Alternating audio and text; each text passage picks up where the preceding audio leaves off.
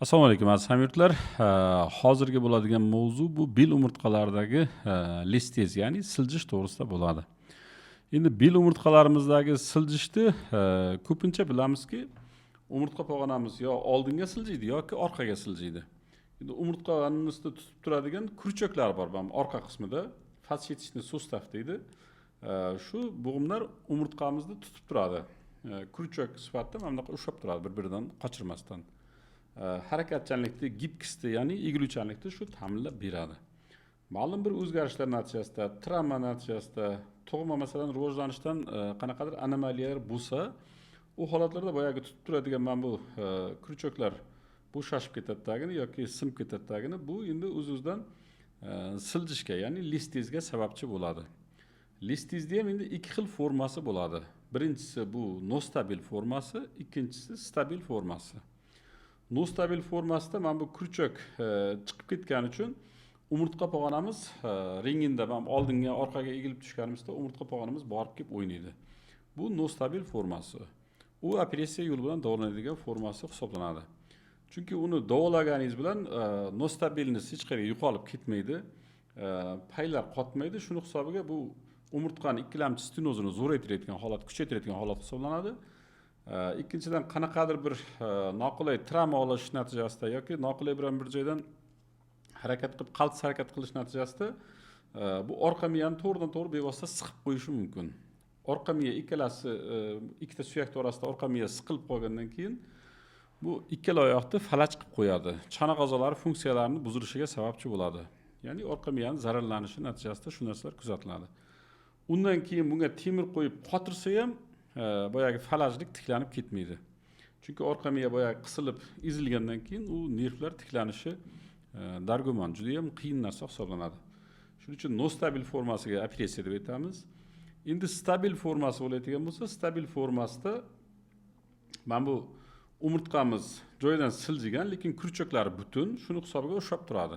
Ringida oldinga egilganda ham, orqaga gavdani qilib tushirilganda ham funksionalni, zgibani, razgibani ham bu narsa o'zgarmaydi. Boya oldinga egilganda ham shu siljish shu holatda turadi, orqaga egilganda ham shu holatda turadi. Bu asosan qariyalarda kuzatiladi. Masalan, 50-60 yoshdan keyin ko'pincha shu stabil formadagi listez holati kuzatiladi. Endi bularda kuzatilishiga sabab yosh qarigan sayin mana mushaklar tonuslari pasayadi, ushlab turadigan pay bog'lam strukturalari bo'shashadi. Shuning hisobiga boya qorin oldinga qarab tortadidagini bu umurtqani oldinga nisbatan surilishiga sababchi bo'ladi. Bunday formalarda endi konservativni davolash mumkin. Ya'ni dori-darmonlar, fizioterapiyalar, hassa tayanib yurish, korset taqib yurish, mumiya, vitamin D'larni ichish, mashqlar qilish orqali shu holatda saqlab qolish mumkin. Endi boya davolaganda yana qaytib bu joyiga qaytib kelmaydi. Bu shu turishda qotadi, shu turishda qoladi. Shuning uchun bunday formalarni bizlar ko'pincha konservativni davolaymiz. Endi listezni yana bitta turi bor. Bitta video rolik chiqardim. Bu yerda aynan aytib o'tdimki, lateral listez degan holat bor. Lateral listezda umurtqa pog'onamiz endi mana oldinga orqaga emas, yonga qarab siljib ketadi. Ya'ni boyagi bo'ylama o'qi yonga qarab o'zgarib mana bunaqa izgib beradi, ya'ni bukilish beradi. Shu holatni hozir tushuntirib beraman. U yerda ham ko'p narsani tushuntirib berishga harakat qildik. Xo'sh, endi bunday holatda bemorlarni birdan MRT'sini ko'rsatib o'tay. Mana bu bo'ylama o'qi. Umurtqani bo'ylama o'qini qarasak, unaqa o'zgarishlar ko'rinmaydi.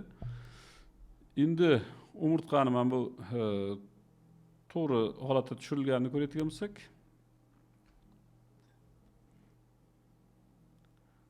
mana qarayotgan bo'lsak, bu yerda mana siljishni ko'ryapmiz. Ya'ni boya umurtqalarni keskin o'zgarib ketganini ko'ryapmiz. Mana yonga qarab ketib qolgan ko'ryapsizlarmi mana?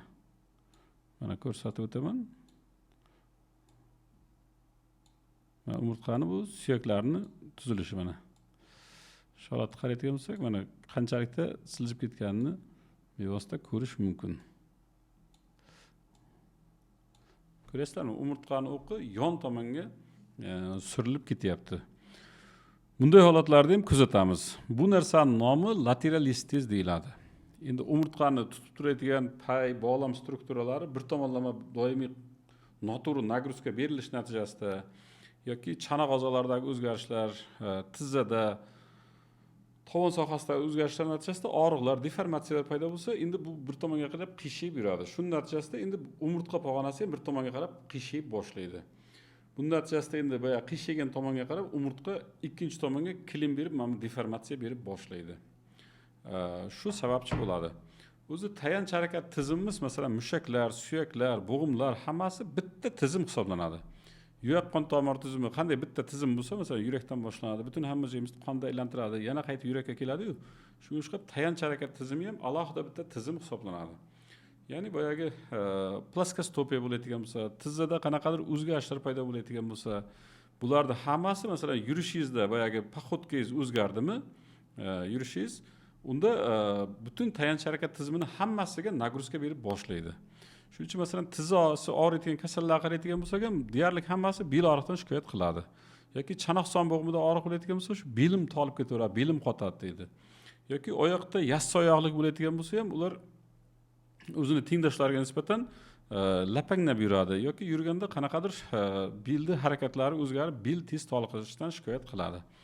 Shuning uchun bu pastda qanaqa o'zgarish bo'lsa, masalan, tizza bo'g'imida yoki tovon, oyoq kaft sohasida o'zgarish bo'lsa, bu belda o'zini namoyon qiladi. Shu narsani ko'rinishi mana bunaqa lateral listiz yoki listizlarni kuchaytiradigan omil hisoblanadi. Endi bu bemorimizda masalan tizza bo'g'imidagi o'zgarish hisobiga tizza bo'g'imida deformatsiyalashgan osteoartroz paydo bo'lgan. Bu 2 yil, 3 yil davomida deformatsiyalashgan osteoartroz sekin-sekin boyagi yurishda poxodkani o'zgartirgan. Shuning natijasida endi bir tomonga qarab qiyshayib tashab yurish kuzatilgan. Ikkinchi narsa bo'ladigan bo'lsa, bularda plaskostopiya, ya'ni yassi oyoqlik holati bo'lgan. Yassi oyoqning o'zi ham boyagi poxodkani, ya'ni yurishni o'zgartiradi. Endi ikkalasi qo'shilib bir vaqtda kuzatilgani uchun bemor bir tomonga qarab tashab yurib boshlaydi. Shu narsa borligi uchun endi umurtqamiz noto'g'ri nagruzka, noto'g'ri yuklama boshlaydi. Boya aytgan mexanizm paydo bo'ladi. Endi shuning natijasida bel umurtqalarida lateralistis holatlari kuzatiladi. Bitta sababi shu bo'ladi. Endi yana bitta narsa borki, bu yerda varusniy, valgusniy deformatsiyalar paydo bo'ladi. Uni travmatologlar yaxshi tushunadi. Varusniy deformatsiya tashqariga tomon yoysimon boyagi varusniy deformatsiya paydo bo'ladi. Shu yerda mana tabiblar juda ko'pi bitta narsani ko'rsatib o'tadi. Masalan, bitta oyoq tashab borayotgan bo'lsa, o'tkazadida shunday tekshirib, shunday kusib qiladi, bir necha qiladi, qo'li bilan uqalaydi. Keyin ko'rsatadiki, ikkala oyoq bir tortadagini joyiga olib keladi, aytadi, mana ikkala oyoq dedi, barobar turibdi dedi. Mana ko'ryapsizlarmi dedi. Doktorlar buni to'g'rilay olmagan, men to'g'rilab qo'ydim dedi-da. Endi bular o'tirgan holatda ikkala oyoqni uzatayotgan bo'lsa, mana bu oyoq ikkalasi ham barobar keladi. Qachonki turib, yurib boshlaganda bir tomonga qarab nagruzka beradi. Ya'ni bir tomonga qarab varusniy deformatsiya hisobiga yana shu oqsoqlanish boshlanadi. Shuning uchun ko'pincha qaraganda boyagi shu qaraydi aytadi, mana oyog'ini to'g'rilab qo'ydim dedi. Menga keldi, to'g'rilandi dedi. Shu vaqtgacha qiyshiq yurgan dedi. U buni oldidan chiqqandan keyin 10 qadamdan keyin yana shu qiyshayib ketaveradi. Uni farqi yo'q. Xuddiki masalan mashinaga yuk ortsangiz, boya balansni to'g'rilab o'rtasiz, boyagi tilichkani orqasiga ortib qo'ysangiz, boya tumshug'ini ko'tarib yoradi, yukni noto'g'ri ortib qo'ysangiz yoki bir tomonga qarab o'rtayotgan bo'lsangiz, boya mashina burilayotganda og'ib mashinani ham qo'shib ag'darib yoradi. Bu yerda ham yuklama markazlari, boyagi nagruzka markazlari o'zgarib ketgan bo'ladi. Shuning hisobidan boya paylari bo'shashgandan keyin varusniy deformatsiya kuchayishi kuzatilgan. Shuning natijasida endi boyagi bir tomonga qarab tashlab yurish holati paydo bo'lgan. Endi travmatologlar buni ko'rgandan keyin qilib bergan narsasi, mana bu oyoqni gumbazini ko'tarish uchun oyoqni ostiga stilka tavsiya qildi. Stilka degani oyoq ostiga patak maxsus yasalgan, boya gumbazni ko'tarib beradigan patak. Uni ham juda ko'pchilik biladi. Shuni o'zi ham mana bu tizzaga tushayotgan nagruzka markazini to'g'rilab beryapti nisbatan. Shunda ham ortoped vrachimiz aytib o'tyapti, 30%, 35% gacha boya og'riqlarni shuni o'zi kamaytirib beradi deyapti. Endi buni mutaxassis ko'rib, mutaxassis aytgani yaxshiligi, masalan, buni travmatolog ham yoki kinezologga qarasangiz ham yoki boshqasiga qarasangiz ham aytadi, tizza bo'g'imida artroz bormi, chanoq sonda kaks artroz bormi, grijang bormi, mana men davolayman dedi. Mana giyoh, mana dori, mana palonchi. Yoki kinezologlarga qarasangiz aytadi, hech qanaqa dori-darmon kerak emas, dori-darmon zararga ishlaydi. uni mana bunaqa mushaklarni tonuslarini to'g'rilaydigan bo'lsak, bir ikki marta kuchsib qiladigan bo'lsak, shu bilan yaxshi bo'lib ketadi. Vaqtni o'tkazib boshqa qilib yurmang deydidagini kinezologlarga ham boradi. Kinezologlar ham shu boyagini borganda u yaringiz bunday ekan, bu yaringiz tonusi bunday ekan, mana buni to'g'rilash kerak, buni to'g'rilash kerak deydida, shu bilan chiqarib yuboradi. Keyin qarasangizki 2 yil, 3 yil o'tgandan keyin boyagi toza qiyshayib yurish orqasidan umurtqalarni ham boyagi aytdim-ku, joyidan nima qilib yuboryapti? O'qini buzib yuboryapti. Undan keyin masalan kinezologdan ham boshqasidan ham foyda bo'lmagandan keyin vrachga murojaat qilib boshlaydi. Mana bu narsalar qildim hammasini, foyda bo'lmadi deydidagini, undan keyin vrachga keladi. Bu yerda ham yana boshqa narsani ham kuzatishimiz mumkin. Endi ko'pincha qaraymiz, nerpatologlar o'zi nerpatolog chiqyaptidan gapiradi. Tizza bo'g'imingizga dedi, hech qanaqa dedi, nima qildirmang dedi. Operatsiya qildirmang, mana buni qildirmang. Bu narsa mumkin emas. Mana bu narsani ogohlantiryapman men. Mana bu narsa asorat beradi. Bunday deydi-da. Lekin mutaxassis bo'lmagandan keyin u narsani tushunib yetmaydi. Masalan, men mutaxassis emasman, uni tushunib yetmayman. Kasalligini, nomini, boshqasini bilishim mumkin, lekin mutaxassis bo'lmagandan keyin tushunib yetmaydi. Yaqinda bir tanishim bilan ham shu mavzuda gaplashib qoldik-da. Yelka bo'g'imiga dedi, o'zim ukol qilyapman dedi-da. Men aytdim, men o'zim qilmayman, ortopedni chaqiraman, ortoped qiladi nimasini, ukollarni. Desam aytadi, nima qiyin joyi bor uni dedi-da. Tizzaga ham qilyapman, bu yoqqa ham qilyapman deyapti nerpatolog. Keyin aytdim-da, xo'p, yelka bo'g'imida dedim, necha xil kasallikni bilasan dedim-da. Keyin aytdim, yelka bo'g'imida masalan adgezivni kapsulit degan kasalligi bor. Vrashshatini manjitani patologiyasi bor, sinoviti bor. Men bu paylarda rastejini cho'zilish kasalliklari bor. Shunga o'xshab bu yerda 4 ta 5 ta kasallik bor. Men shunday bir-biridan farqlab bilasanmi desam, ketyapti. Shuncha narsa kasallik bormi bu yerda deyapti. Keyin aytdim, shular hammasini bilib ham indamay turibman dedim. Boyagida shuning uchun teginma, u birovning kasalligi indama, tushunmagandan keyin teginma deb men uni qildimda. Keyin tizzanikini ham shundayda.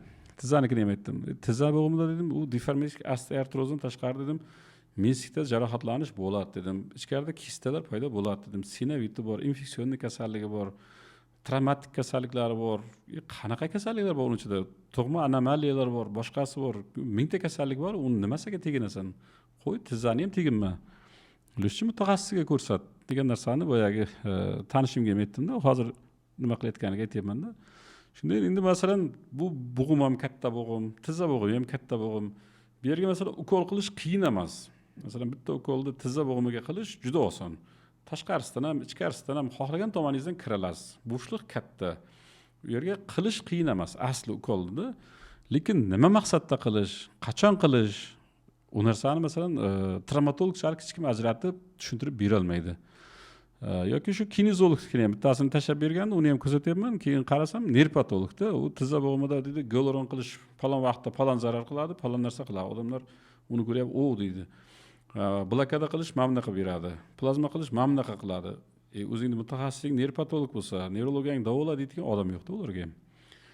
Shunga o'xshab bu yerda endi masalan shu tizza bo'g'imida muammo bormi? Qayerda bo'lsa ham travmatolog, ortopedda o'ziga ko'rinish kerak. Masalan, unisi davolab boraman, bunisi davolab boraman yoki men tizza bo'g'imini bo'ldi davolab boraman desam, bu davolayman deyapti-ku deb nima qilish kerak emas. Chalg'ish. Sabab buni ham o'zi tizza bo'g'imidagi artroz, boshqasini ham bosqichlari bor. To'g'rimi? Masalan, birinchi bosqich, ikkinchi bosqichda ular nima qilish kerakini aytadi. Qachon unga parafin qo'yib bo'ladi, qachon issiq qo'yib bo'ladi, qachon muz qo'yish kerak, sovuq qo'yish kerak. Buni hammasini ular tushunib yetadi. Shunga yarasha o'qigan, tajribasi bor. Yoki ikkinchi daraja, qachongacha davolash mumkin, qachon o'zi davolash mumkin emas yoki foydasi yo'q. Qachon operatsiya qilish kerak, nima operatsiya qilish kerak, qayerga jo'natish kerak. Buni hammasini mutaxassis ular bo'lgani uchun shu travmatolog, ortoped davolagan ma'qulroq bo'lib qoladi. Endi men plaskostopiya masalasi ham u yerda endi mana shu o'zimizda ortoped ham ko'rdida, bo'lmasa 2 yil davomida aytyapman, davolanib yurgan. Ko'rdida aytdi, birinchi o'rinda shu plaskostopiyani o'zini to'g'rilash kerak, nagruzkani tizza bo'g'imiga kamaytirish kerak. Shu tavsiyalar hammasini beryapti. Bemorning holati ham ancha yaxshilanganini ko'ryapmiz birdaniga. Mana shu narsani o'zgartirganda o'zida, bitta shu stilka berganda o'zida. Shuning uchun bu narsalar hammasiga e'tiborga olib hisobga olib qo'yish kerak bo'ladi. Endi belga keladigan bo'lsak, belda ham boya aytgan gapda. Masalan, bu narsani toza kuchaytirib, masalan, bitta tizzani orqasida masalan belga ham shunaqa asoratlar berish mumkin. Shuning uchun masalan travmatolog agar tizza bo'g'ingiz o'zi pishib yetilib ketdi, buni cho'zib yurmang, operatsiya qildirib yuboring desa, uni ham bir maslahatini chuqurlashtirib o'ylab ko'rib, xo'p deb ko'nish kerak bo'ladi. Sababi bitta oddiy tizzani orqasida masalan bel umurtqasini ham ishdan chiqarib qo'yishingiz mumkin. Undan keyin tizzani siz operatsiya qilib davolatganingizda ham mana bu belingizdagi lateral stez yoki boyagi stenozda kuchayib ketgan holatlari iziga to'liq qaytib ketmasligi mumkin. Shu narsalarni ham hammasini hisobga olish kerak bo'ladi. Ya'ni bitta joyda davolatmasdan yoki kerakli to'g'ri muolaja qilmasdan ikkinchi joyingizda kasal qilib qo'yasiz. O'zi bitta kasallikni davolatish falon so'mga aylanayotgan bo'lsa, ikkita joy kasal bo'layotgan bo'lsa, uni 2 barobar, 3 barobar narxi oshib ketaveradi. Shuning uchun mana shu narsalarni hammasiga e'tiborga olib, hisobga olib qo'yish kerak bo'ladi. Endi shu yerda qilgan narsalarimiz, masalan, bemorga shu ortoped vrach 3 marta plazma terapiya qildi, 1 marta bitaspan bilan blokada qildi. Qilgan narsasi tizza bo'g'ini o'ziga. Undan keyin fizioterapiyalar qilindi, tok fizioterapiyalar qilindi. Undan keyin bel umurtqalariga 2 marta plazma terapiya qildik, igla terapiya, shunga o'xshagan hamma kerakli muolajalar qildik. Va asosiysi shu boyagi ortopedik rejimlarni to'g'rilab berdik. Xudo xolasa endi 3 oyda qaytadan ko'rinish kerak bo'ladi. Undan keyin masalan kerak bo'layotgan bo'lsa 6 oyda yana qayta ko'rinadi. Qayta ko'rilganda bemorning holati yaxshilanib boraversa, rejimlarni to'g'ri bajarsa, agar bemor holati yaxshilanishga tomon o'zgarib boshlasa, uni davomli yana dальнейший konservativ davo choralari ko'riladi. Masalan, fizioterapiyalar, kerak bo'lsa plazma terapiya, gialuron qilish hammasi qilinadi. Agar bemorning holati masalan yana deformatsiyalar kuchayib boshlasa, umurtqalarda o'zgarish yana kuchayib boshlasa, u holatda operatsiya yo'li ko'riladi. Ya'ni operatsiya bilan nimani olib tashlash, tizza bo'g'imini nima qilish, endoprotezlash operatsiyasi yo'li ko'riladi. U narsalar hammasi bemorlarga tayinlab aytiladi. Nimadan keyin nima bo'ladi degan narsa. Shuning uchun boyagi tuya 1 tanga, qani 1 tanga, tuya 1000 tanga, mana 1000 tanga bo'lmasligi uchun boshdan shuning uchun shu kerakli mutaxassisga o'ziga borib uchrash kerak bo'ladi. Endi bizlar bel sohasida masalan listiz bo'layotgan bo'lsa, yoshroq odamlar bo'layotgan bo'lsa, korset tavsiya qilamiz belga taqib yurishga. Yosh kattaroq kishilar bo'layotgan bo'lsa, hassa tayanib yurishni tavsiya qilamiz. Korsetning hassadan farqi nimada? Korset qo'shimcha diskomfort bermaydi. Doimiy qo'lingizni to'q-to'q ko'tarib yurmaysiz. Shu tomonlari yaxshi. Undan tashqari belingizni to'g'ri qomatingizni ushlab turadi. Uncha-muncha nagruzka berayotgan bo'lsangiz ham korset nagruzkani o'ziga oladi. Ya'ni qorinni pressi qattiq ushlayotgani korset hisobiga nagruzkani o'ziga oladi. Shu tomonlari yaxshi korsetni. Noqulaylik tomoni nimada? Yosh katta kishilarga ko'pincha hassa tavsiya qilamiz. Noqulayligi birinchidan uni har doim turib yurayotganda taqish kerak bo'ladi. Masalan, yosh katta kishi yotgan joydan boya turish uchun birinchi korset taqib, undan keyin joydan turib olish kerak bo'ladi. Bu diskomfort beradi birinchi narsasi. Ikkinchi narsasi, mana bu qorin bo'shliq a'zolarini hammasini qattiq bu siqib turadi, ushlab turadi. Shuni hisobidan o't dimlanishi, jigarda dimlanishlarga sababchi bo'ladi. Hazm jarayonlarining nisbatan buzilishiga sababchi bo'ladi. Shuning uchun yosh katta kishilarda masalan o't uzoq vaqt dimlanib turadigan bo'lsa, o't tosh kasalligini kuchaytirib berishi mumkin. Undan tashqari jigarda dimlanish bo'lgandan keyin bu jigar funksiyalarining buzilishiga sababchi bo'lib qolishi mumkin. Shuning uchun yosh katta kishilarga aytamizki, xola, opa, yaxshisi mana shu hassani tayanib yuring. Hassa tayanib yuradigan bo'lsangiz, mana nagruzkani 30%, 40% ni o'ziga oladi. Shuni hisobiga siz belingizga tushayotgan nagruzkani kamaytirasiz degan tavsiyani beramiz. Ortiqcha tana vazni bo'layotgan bo'lsa ham, deyarli ko'pincha hassa tavsiya qilamiz. Chunki ortiqcha tana vazni bo'lgandan keyin korsetni har qancha siqib taqqani bilan qorinni qanchalik kuchli siqayotgan bo'lsangiz, boya aytganimizdek, jigarda, o't yo'llarida o'zgarish beradi. Shuning uchun bu tavsiyalarni ham beramiz. Endi ayrim bemorlar bo'ladiki, masalan, hassa tayanib yuring deydigan bo'lsak, yo'q dedim, endi hassaga hali psixologik tayyor emasman deydi-da. O'zini qarasangiz bir 15-20 metr zo'rg'a yurayotgan holatda. Keyin aytaman-da, u hozir psixologik tayyor emasman deyapsiz. Lekin stenozni kuchaytirsangiz, listizni kuchaytiradigan bo'lsangiz, keyin hassa tayanib yurishga ham zor bo'lib qolasiz. Undan ko'ra tinchgina tayanib yuring shu hassani degan oxiri boya qattiqroq gaplarni ham gapiramiz. Bir xil bemorlar undan ham sal xafa bo'lib qoladi. Mende de hali hassa tayanıp qaldymmy, mana hali neçige kirdimdan hassa tayanışga ötüp qalamammy degan narsalardy. Hozir endi boshqa bitta bemornikini ham ko'rsatib o'taman, snimkasyny. Bu yerda ham listiz, endi listizni bu retrograd listiz holati, ya'ni oldinga siljib ketgan holati. Bu yerda ko'rayotgan bo'lsak, bil umurtqasi, 5-bil umurtqasini mana oldinga siljib ketgan holatini ko'ramiz. Mana buni tanasi mana bu yerda, mana buni tanasi mana bu yerda. Ko'rasizlarmi?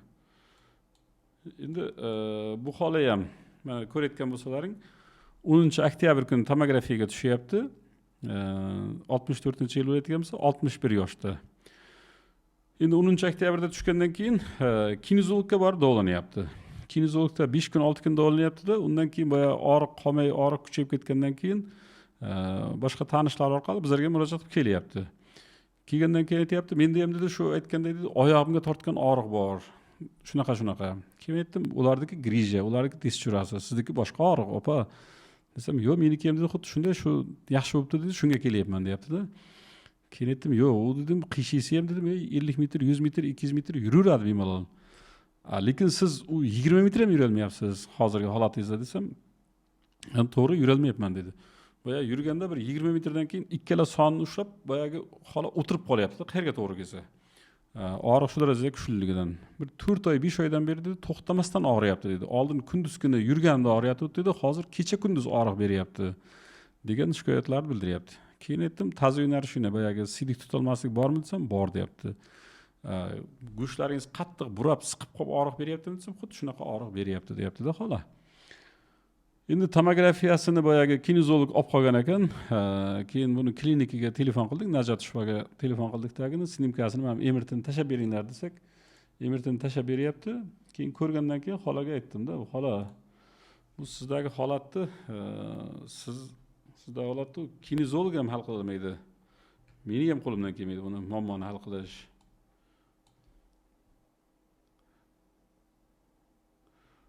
Dedim opaga-da.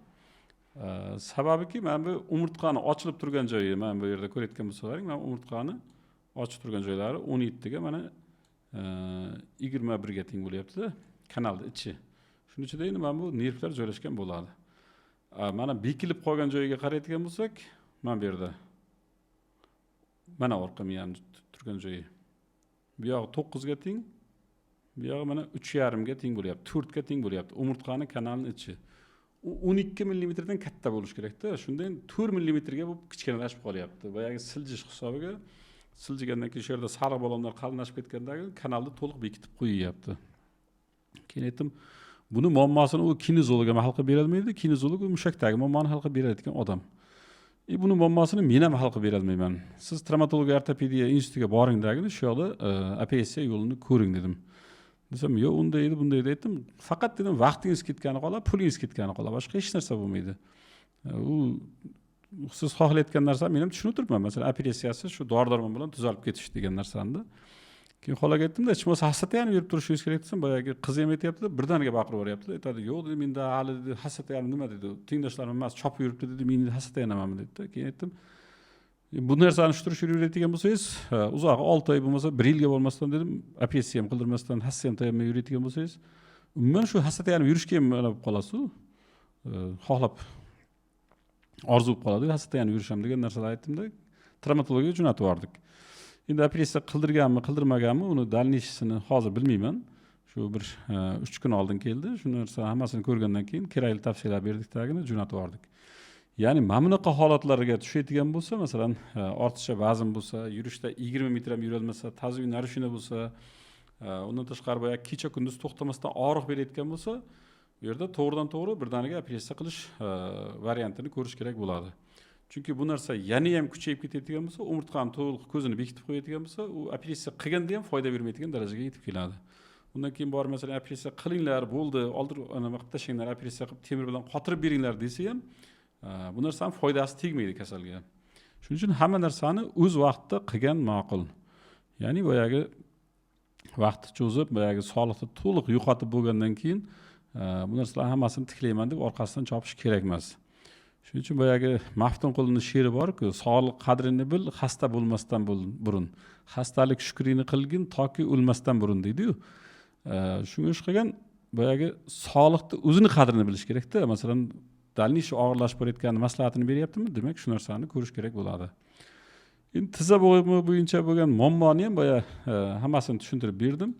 Endi ortoped tomonidan bu narsa ko'rilib, tavsiyalari berilyapti. Ortoped aytyapti, 3 oyda ko'rinish kerak deyaptimi? Bu deb bo'ldi, 3 oyda ko'rinish kerak. Qachondir masalan buni yaxshilanish tomonga o'zgaradigan bo'lsa, yaxshi. Agar yomonlashib ketadigan bo'lsa, operatsiya qilish kerak deyaptimi? Demak, uni operatsiyasini, choralarini ko'rish kerak bo'ladi. Aytmoqchi bo'lganlarim shulardan iborat edi. Shuni hammasini bir e'tiborga olib qarab, nima qilib qo'yasizlar. Endi qanaqadir savollar bo'layotgan bo'lsa, mavzu yuzasidan uzoqlarda qoldirishlaringiz mumkin. Hammasiga to'liqroq javob berishga harakat qilaman. E'tiborlaringiz uchun rahmat. Sog' salomat bo'lasizlar.